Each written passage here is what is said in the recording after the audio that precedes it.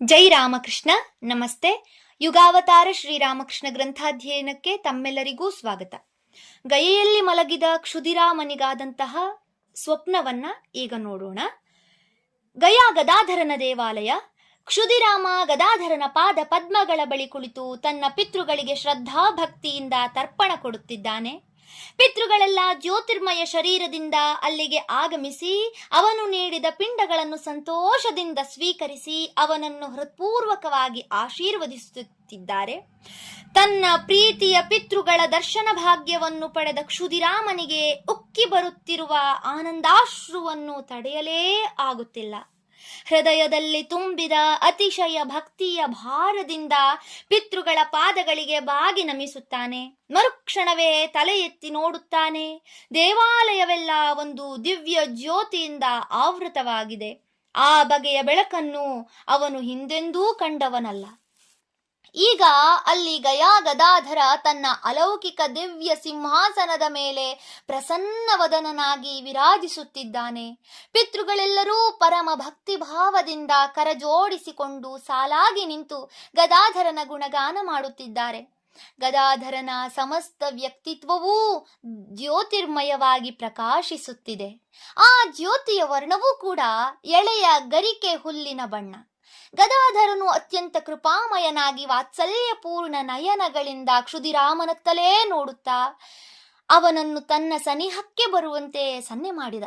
ಈಗ ಅವನಿಗೆ ಆನಂದಾತಿಶಯದಿಂದ ಪ್ರಜ್ಞೆಯೇ ತಪ್ಪಿ ಹೋದಂತಾಗಿದೆ.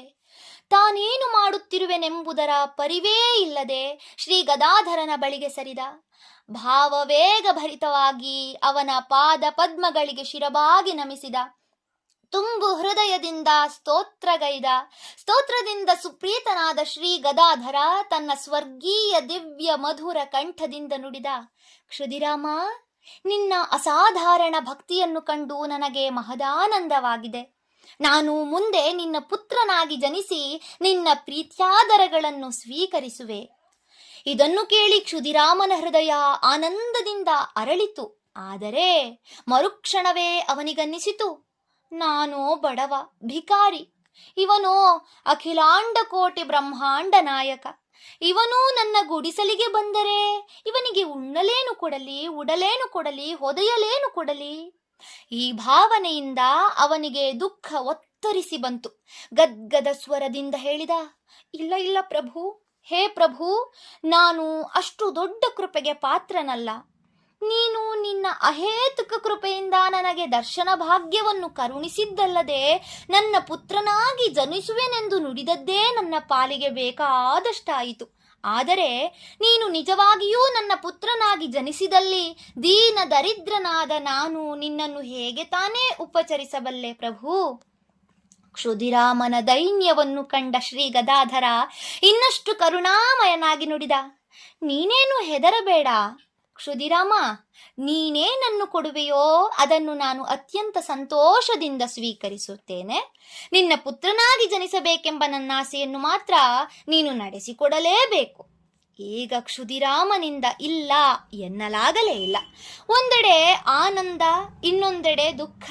ಈ ದ್ವಂದ್ವಗಳು ಅವನನ್ನು ಅದೆಷ್ಟು ಜರ್ಜರಗೊಳಿಸಿದುವೆಂದರೆ ಅದರ ಆವೇಗವನ್ನು ತಾಳಲಾರದೆ ಅವನಿಗೆ ಎಚ್ಚರ ತಪ್ಪಿತು. ಮತ್ತೆ ಅವನು ಮೈತಿಳಿದು ಎಚ್ಚರಗೊಂಡಾಗ ಕನಸು ಮುಗಿದಿತ್ತು. ಎದ್ದ ಮೇಲೆ ಬಹಳ ಹೊತ್ತಿನವರೆಗೆ ಕ್ಷುದಿರಾಮನಿಗೆ ತಾನೆಲ್ಲಿರುವೆನೆಂಬುದೇ ತಿಳಿಯಲಿಲ್ಲ. ಅವನಿಗೆ ಆ ಕನಸು ಕೇವಲ ಕನಸಾಗಿರಲಿಲ್ಲ, ಒಂದು ಸತ್ಯ ಘಟನೆಯಾಗಿತ್ತು. ಆದ್ದರಿಂದಲೇ ಅವನು ಎಚ್ಚೆತ್ತ ಮೇಲೂ ಅದರ ಪ್ರಭಾವ ಮುಂದುವರಿಯಿತು.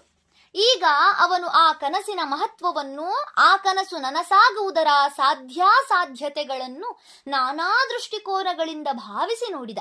ಬಳಿಕ ಅವನ ಶ್ರದ್ಧಾವಂತ ಹೃದಯಕ್ಕೆ ಸ್ಪಷ್ಟವಾಗಿ ಅನ್ನಿಸಿತು, ಇದೊಂದು ದಿವ್ಯವಾದ ದೈವಿಕವಾದ ಕನಸಾದುದರಿಂದ ಇದು ಸತ್ಯವಾಗಿಯೂ ಸಂಭವಿಸಲೇಬೇಕು.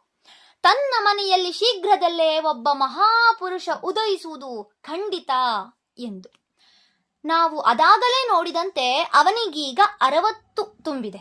ಹೀಗಿದ್ದೂ ಅವನು ಸದ್ಯದಲ್ಲೇ ಒಬ್ಬ ನೂತನ ಶಿಶುವಿನ ಮುಖವನ್ನು ನೋಡುವ ಭಾಗ್ಯವಂತನಾಗಿದ್ದಾನೆ. ಆದರೆ ಆ ಶಿಶು ಸಾಮಾನ್ಯ ನಿಯಮದಂತೆ ಶರೀರ ಸಂಪರ್ಕದಿಂದ ಜನಿಸಿದ್ದಲ್ಲ ಎಂಬುದನ್ನು ನಾವು ಮುಂದೆ ನೋಡಲಿದ್ದೇವೆ. ಅಂತೂ ಈ ದಿವ್ಯ ಕನಸು ನನಸಾಗುವವರೆಗೂ ಇದನ್ನು ಯಾರಿಗೂ ತಿಳಿಸತಕ್ಕದ್ದಲ್ಲ ಎಂದು ಕ್ಷುದಿರಾಮ ತೀರ್ಮಾನಿಸಿದ. ಕೆಲ ದಿನಗಳ ಬಳಿಕ ಪುಣ್ಯತೀರ್ಥ ಗಯಾ ಕ್ಷೇತ್ರಕ್ಕೆ ವಂದಿಸಿ ಕಾಮಾರಪುಕುರಕ್ಕೆ ಹಿಂದಿರುಗಿದ. ಇಂದಿಗೆ ಅಧ್ಯಾಯ 4 ದಿವ್ಯ ಸ್ವಪ್ನ ಮುಕ್ತಾಯವಾಯಿತು. ಮುಂದಿನ ಸಂಚಿಕೆಯಲ್ಲಿ 5ನೇ ಅಧ್ಯಾಯವನ್ನು ಪ್ರಾರಂಭಿಸೋಣ. ಧನ್ಯವಾದಗಳು. ಜೈ ಶ್ರೀಮಾತಾ.